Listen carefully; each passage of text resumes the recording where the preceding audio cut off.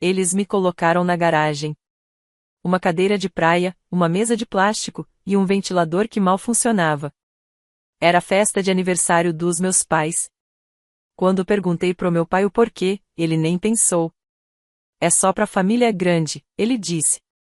Família grande. Todo mundo estava lá dentro. Com luz bonita, música, comida servida. Até meu primo Mark estava lá. Aquele mesmo que já tinha roubado o dinheiro do cofre deles. E ele estava lá dentro, rindo, brindando. E eu? Tava na garagem. Como se fosse bagunça, como algo que eles não queriam mostrar. Meu nome é Selena. E se você tá assistindo esse vídeo agora, fica comigo. Porque às vezes, a vingança mais bonita é aquela que é tão silenciosa que faz eco. Eu não fiz escândalo. Pelo menos não na hora.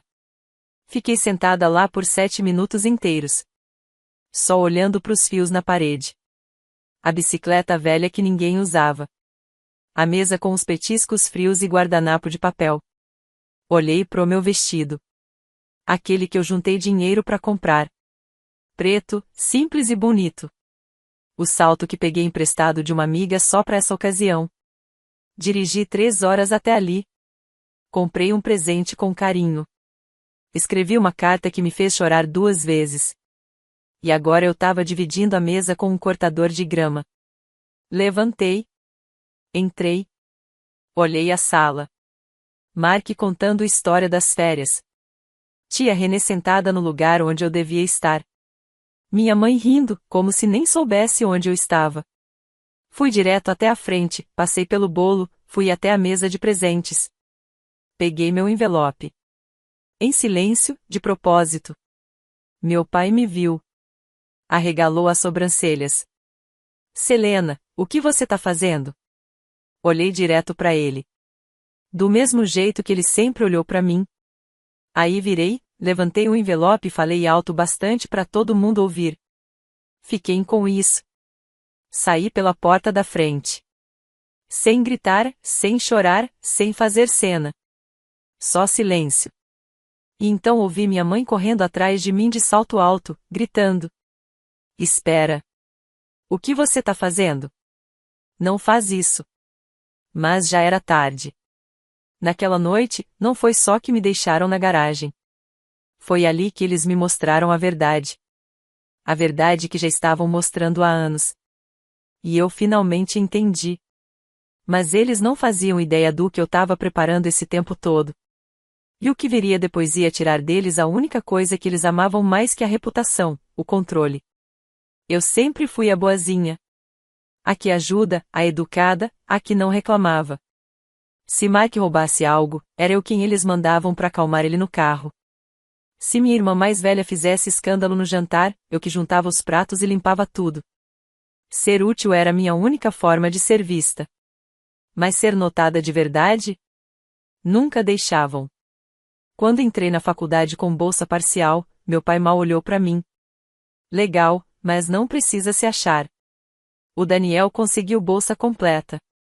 Quando consegui meu primeiro emprego, num lugar que eu amava. Minha mãe só perguntou, mas isso vai pagar o aluguel? Eles não queriam parecer cruéis. Era o que eu dizia para mim mesma. Eles só eram seletivos. Seletivos com atenção. Seletivos com carinho. Seletivos com quem mostravam pras visitas. E as visitas? Sempre as mesmas pessoas. O primo que mentiu, o tio que bebeu demais, a irmã que largou tudo e voltou para casa. Todos eles ganharam uma segunda chance. Todos eles tinham lugar à mesa. E eu? Eu tinha obrigações. Ajuda a arrumar a mesa, Selena. Corre na loja pra gente. Você pode buscar o Mark na estação? E o pior é que eu sempre dizia sim. Porque, lá no fundo, eu acreditava que se eu continuasse sendo prestativa, um dia eles iam me enxergar. Iam me escolher. Mas o que rolou naquela festa de aniversário foi o meu limite. Não foi só por causa da garagem. Foi porque, quando eu olhei pela janela do lado de fora, vi minha família rindo como se eu nem tivesse sumido. Como se nem tivessem notado que eu fui embora. Foi aí que caiu a ficha. Eu não estava só excluída. Eu era opcional, substituível, fácil de esconder. Quando eu não combinava com o que eles queriam mostrar para os outros. E ali, parada no jardim da frente. Com um envelope numa mão. E 27 anos de orgulho engolido na outra. Eu tomei uma decisão. Não era só ir embora. Era mostrar para eles o que acontece quando a pessoa invisível resolve parar de ajudar. Porque eles não faziam ideia de quanto da vida deles dependia de mim. E quando eu soltasse, eles iam sentir. No dia seguinte, não liguei. Não mandei mensagem. Não pedi desculpa. Simplesmente sumi. Não do mundo, só do mundo deles. Chega de atender a ligação da minha mãe no primeiro toque. Chega de lembrar dos remédios, das consultas. Cansei de atualizar a planilha da família. Aquela que eu cuidava fazia 6 anos. Com datas de aniversário, alergias, contatos de emergência, tudo. No começo, foi só um silêncio. Um pequeno vazio. Mas rachaduras pequenas viram rachaduras grandes, rápido. 3 dias depois da festa, minha irmã mandou mensagem. Ei, a mamãe quer saber se você já mandou os cartões de agradecimento pro florista e pro DJ. Ela achava que você já tinha resolvido. Eu não respondi. Porque eu sempre resolvia essas coisas. Calada, automática, invisível. Mas agora? Eles que se virem. No fim da semana, recebi mensagem da tia Renê. A mesma que sentou no meu lugar na festa, como se nada fosse. Oi, querida. Sua mãe disse que você ficou chateada. Ela não quis te magoar. Foi só uma confusão com os lugares. Uma confusão. Engraçado como essas confusões só acontecem comigo. E ninguém falou sobre o envelope. Ninguém perguntou o que tinha dentro. Dentro tinha um cheque generoso. E uma carta escrita à mão. Com todas as memórias que eu tinha do casamento dos meus pais. Cada vez que eu via amor entre eles. Mesmo quando eles não enxergavam. Mas eles não perguntaram. Porque, na cabeça deles, ainda tinham direito a isso. No 9º dia, meu pai deixou uma mensagem de voz. Selena, eu sei que você está chateada, mas essa birra está dificultando as coisas para todo mundo. Liga para sua mãe e resolve isso. Birra. Essa foi a palavra. Porque, no mundo dele, a única razão para uma mulher se impor é emoção. Nunca é sobre limites. Nunca é sobre mágoa. Nunca é sobre passar a vida sendo ignorada. É só drama. Guardei essa mensagem, não para alimentar a dor, mas para lembrar porque eu fui embora. Aí veio o erro. Minha mãe tentou fazer um brunch simples com os amigos do grupo de caridade. Uma coisa pós-festa, só para agradecer. Ela achou que eu já tinha agendado o buffet. Achou que eu tinha enviado os convites. Que eu já tinha confirmado a lista de convidados, falado com o florista, tudo. Ela até mandou mensagem. Vê se eles não trazem lírios. Você sabe que eu odeio rosas. Deixei tudo com o Reed. Chegou o dia do brunch. Nada apareceu. Os convidados ficaram num quintal mais ou menos decorado. Sem comida, sem bebida, sem música. Só o constrangimento. E mesmo assim, ela não disse o que eu esperava ouvir. Não teve desculpa. Não teve a gente precisa de você. Nada de a gente errou. Só disse. Achei que você faria a coisa certa, Selena. Mas o que ela não entendeu é que eu estava fazendo a coisa certa. Eu só parei de carregar os problemas deles nas minhas costas. Eu não queria vingança, não tipo filme, não com grito, briga ou destruição. Eu queria a verdade. Queria que eles vissem a máquina que construíram. E entendessem que ela só funcionava porque eu girava as engrenagens lá no fundo, em silêncio. Então, comecei pelo fundo familiar. Há muito tempo, meus pais tinham aberto uma conta conjunta de poupança. Para emergências da família. Não era nada muito oficial, só para cobrir passagem de avião de última hora. Despesa surpresa, presente de aniversário que esqueceram. Todo mundo podia usar, desde que passasse por mim. Eu cuidava dessa conta há anos. Tinha acesso ao login, aos relatórios mensais. Até as declarações de imposto de renda que eu mesma preparava todo mês de abril. Eles nem percebiam que meu nome estava no formulário de autorização como responsável reserva. Eles só achavam que, como sempre, eu ia dar conta. A filha boazinha. A prestativa. Naquela mesma semana, pedi minha remoção da conta. Silenciosamente. Formalmente. Legalmente. Mandei também um aviso pro banco. Avisei sobre coisas que eu escondia fazia tempo. Reembolsos duplicados, saques sem explicação. E até uma transferência pro meu primo Mark. Sim, aquele que tinha roubado eles anos atrás. Nada criminoso. Só bagunçado. Mas eles tinham ficado confortáveis demais por tempo demais. Depois disso, falei com minha prima Dália. A única que, naquela festa, ficou sentada comigo na cozinha. Enquanto os convidados de verdade riam na sala. Hoje ela é designer gráfica. Super talentosa, mas mal paga. Ofereci ela um projeto que eu vinha pensando fazia meses. Mas nunca tinha tido coragem de começar. Um blog comunitário, pequeno, voltado para arranjos familiares calmos e justos. Histórias de pessoas como eu. Gente que não foi expulsa com briga, grito ou porta na cara. Foi só sendo deixada de lado, bem aos poucos, até sumir. A gente chamava isso de cadeira extra. Dália fez o logo. Eu escrevi o primeiro texto. A gente não falou nomes, mas qualquer pessoa que conhecesse meus pais saberia exatamente de quem eu estava falando naquela primeira história. E então, eu puxei o fio que eles nunca imaginaram que eu teria coragem de tocar. As fotos do aniversário. Um primo distante tinha tirado as fotos. Fui eu quem se ofereceu para ajudar com o fotógrafo. Em troca, ele me deu acesso à pasta completa. Baixei tudo. Todas as fotos. De todo mundo. Menos de mim. Eu não aparecia em nenhuma. Mas as legendas que colocaram na internet diziam: tão gratos por ter toda a família reunida. Um dia perfeito. Aí eu mandei um e-mail pro fotógrafo pedindo para tirar a galeria do ar. Ele topou.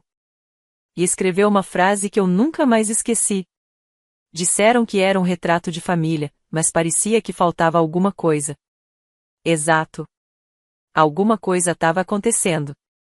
E, pela primeira vez, eles estavam começando a sentir isso. Não foi um colapso de uma vez. Veio aos poucos. Um brunch cancelado. O fundo da família bloqueado. A galeria das fotos sumida. Mas o momento que marcou mesmo foi o jantar de comemoração que minha mãe organizou depois, para tentar melhorar a imagem com as amigas dela. O florista não apareceu. O cardápio veio errado. Um dos convidados cancelou a apresentação, dizendo que teve confusão na organização. Por quê? Porque durante anos, tudo isso passava por mim.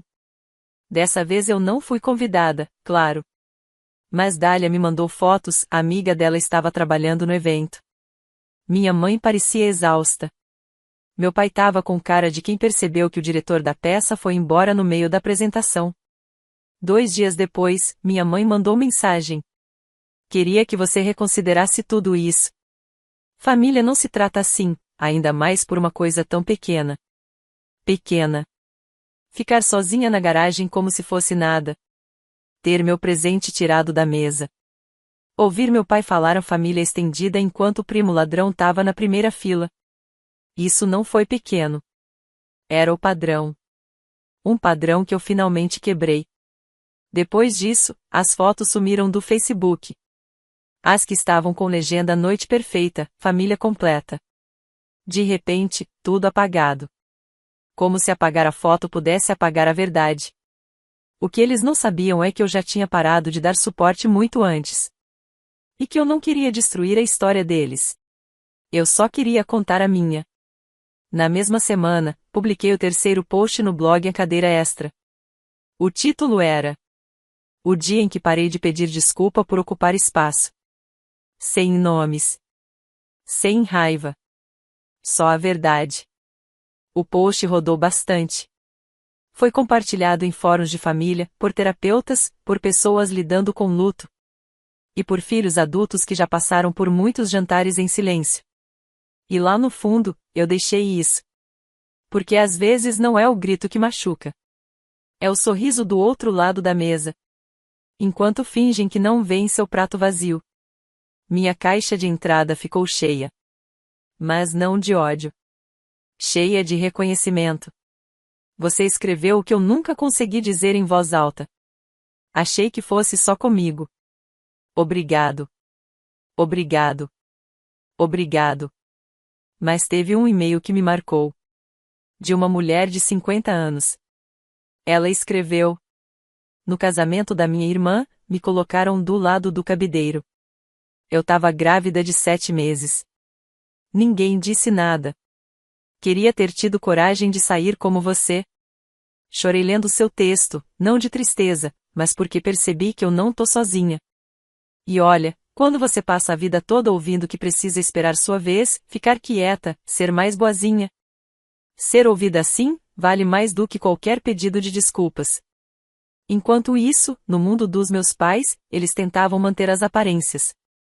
Mas até os amigos deles começaram a perguntar baixinho: cadê a Selena ultimamente? Ouvi dizer que ela criou um site? Ela não estava na última festa? E pela primeira vez, eles não souberam o que responder. A pessoa que sempre foi deixada de lado. Virou a pessoa que eles não conseguiam mais explicar. Sempre me viram como a estável. Nunca dramática, nunca difícil, nunca pedindo nada. Por isso era fácil me ignorar, me deixar no fundo. Até precisarem que alguém resolvesse, consertasse, ou cobrisse o erro deles. Mas agora que eu fui embora, a história deles parou de fazer sentido. Tudo começou com uma reportagem num jornal local. Era sobre liderança familiar e gerações. Meus pais foram entrevistados por causa do fundo da família. Aquele mesmo do qual eu tinha me afastado, sem alarde. Na matéria, diziam: Selena cuidou da logística por muitos anos. Mas uma repórter curiosa decidiu ir atrás da cadeira vazia. Ela me mandou um e-mail pedindo uma declaração. Eu recusei. Mesmo assim, ela ligou os pontos. E publicou o artigo com essa frase: notavelmente ausente dos eventos recentes está Selena, por muito tempo considerada o centro logístico do trabalho filantrópico da família. Uma frase só. Mas foi o suficiente para abrir a torneira. Nos dias seguintes, 2 doadores antigos da fundação ligaram. Não estou bravo, só curioso. Achava que a Selena ainda organizava tudo. Isso mudou? Por que o nome dela não aparece em nenhuma campanha nova? E meus pais não tinham o que responder. Porque por anos, nunca precisaram responder. Eu era só a filha quieta no fundo. Agora o fundo tinha sumido. E as pessoas notaram. Enquanto isso, o blog Cadeira Extra só crescia. O número de inscritos triplicou. Dália e eu tivemos que criar uma segunda pasta no site, só para organizar as histórias que chegavam. Uma era de uma professora, que ouviu da própria mãe: não traga sua parceira pro dia de ação de graças. Outra, de um homem que só foi autorizado a ir no buffet do casamento do irmão. Histórias diferentes. Mas a mesma mensagem. Você é bem-vindo, desde que não precise de um lugar de verdade. E até hoje. Meus pais não me ofereceram nada real. Minha mãe encaminhou um convite para um jantar menor, mais íntimo. Sem explicação, sem desculpa. Só escreveu: vamos deixar um lugar reservado.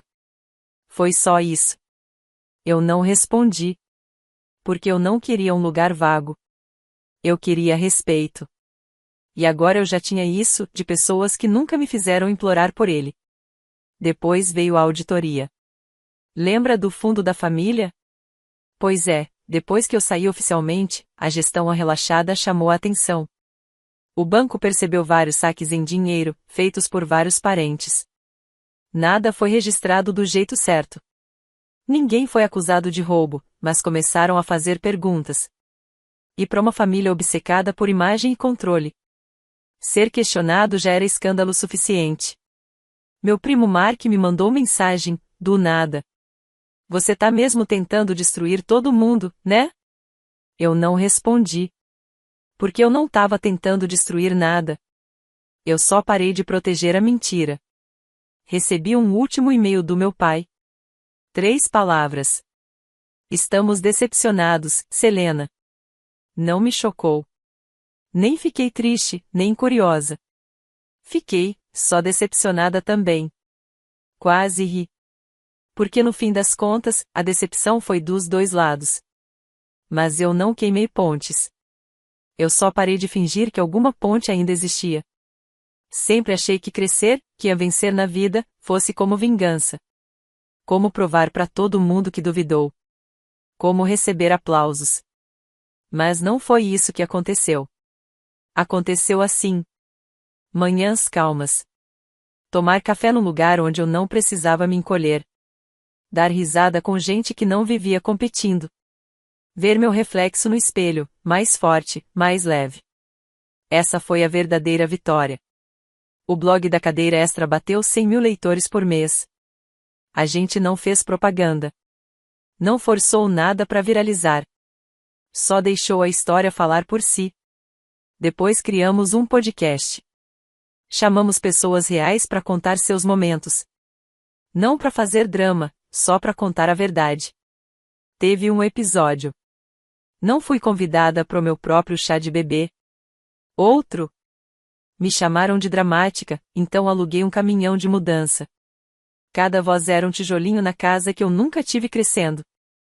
Uma casa onde ninguém precisava merecer o próprio lugar. Onde a família não era usada como ameaça. Onde o silêncio não era medo, era escolha. Me mudei para uma casinha simples, com 2 quartos, fora da cidade. Nada chique. Sem mesa de jantar imensa para impressionar visita. Só umas estantes cheias de livros que eu mesma escolhi. Pintei as paredes de verde, do jeito que eu sempre quis. E tinha uma mesa onde eu escrevia cedinho. Não para agradar ninguém. Para mim mesma. Às vezes eu acendia uma vela antes de começar. Sempre escolhia o mesmo cheiro, figo e cedro. Cheiro quente, de natureza, de raiz. Fiz novos amigos. Não aqueles que conheciam meus pais. Não os que perguntavam. Mas será que eles fizeram isso por mal mesmo? Não. Amigos de verdade. Gente que dizia: você não deve sua gentileza a ninguém só porque te criou. Minha irmã acabou entrando em contato. Mandou um e-mail. Não concordo com como você lidou com tudo isso, mas sinto sua falta. Só isso. Sem assumir nada. Sem pedir desculpa. Só jogou um fio, esperando que eu costurasse de volta. Eu não respondi. Porque eu não queria voltar para aquela mesa. Eu estava criando mesas melhores. E quem se sentava nelas trazia seu próprio guardanapo. Ninguém esperava que eu servisse tudo e ainda agradecesse pela presença. Um dia fui entrevistado por um podcast que eu admirava muito. Me perguntaram: o que você diria para si mesmo, naquela noite na garagem? Respirei fundo antes de responder. Disse: eu sei que você tá com medo. Sei que você acha que ir embora é egoísmo. Mas um dia, você vai ter sua própria mesa. E vai entender que sair dali não foi traição. Foi o começo de se tornar alguém que ninguém mais vai ignorar. Até hoje, lembro do som da cadeira quando levantei naquela noite. Aquele barulhinho de metal arrastando. O tipo de coisa que a gente aprendeu a ignorar. A aceitar como parte daquele fundo silencioso que dizia: agradeça só por estar aqui. Mas ali foi o momento. O momento em que escolhi a mim mesmo. Antes mesmo de saber o que isso queria dizer. Aquele som foi o começo de tudo. De vez em quando, passo de carro pelo bairro dos meus pais. Não é para olhar a casa. Não é para imaginar algum reencontro cheio de emoção. É só para lembrar. Eu não moro mais lá. Nem no endereço. Nem nas emoções. Nem nos cantinhos da mente onde antes eu esperava por algum afeto escondido. No meio das pontas afiadas. Eu não odeio eles. Mas também não sinto falta. O que eu sentia falta era de uma ideia que eu tinha deles. Aquela versão de a família em que eu queria acreditar. E aquela versão de mim mesmo, que achava que se eu fosse sempre prestativo, sempre quieto, um dia seria escolhido, sem ter que provar nada. Aquela garota merecia mais. E agora ela tem. Minha mãe nunca pediu desculpas. Meu pai nunca ligou. Mas tá tudo bem. Porque encerramento não vem só de um pedido de desculpas. Às vezes, ele vem quando você para de precisar de um. Às vezes, ele vem no som da sua própria voz. Quando ela finalmente enche o lugar de onde tentaram te apagar. Às vezes, ele vem no silêncio que você escolhe viver. No mês passado, alguém daquela festa de aniversário me mandou uma mensagem. Não era da família. Só um dos convidados. Escreveu: eu não sabia o que aconteceu naquela noite, mas lembro de você. Você era o único que parecia de verdade naquela sala. Fiquei olhando essa mensagem por um tempo. Porque eu costumava achar que ficar quieta significava ser pequena. Agora eu sei. Ficar quieta pode ser força. Estar calma pode ser certeza. E ir embora não te faz ruim. Te liberta. Às vezes eu penso na carta que escrevi naquela noite. Aquela que eu coloquei no envelope. E deixei ali, na mesa dos presentes. Não era uma carta com raiva. Nem cheia de mágoa. Era só uma carta com memórias. Com agradecimento. Com pequenos momentos que eu achei importantes. Nunca entreguei. Mas guardei. Não para lembrar do que eles perderam. Mas para lembrar de quem eu nunca mais vou deixar para trás, eu mesma. Para me lembrar de tudo que eu dei por tanto tempo. Sem ninguém nunca perguntar quanto isso me custou. E agora, eu dou para quem devolve.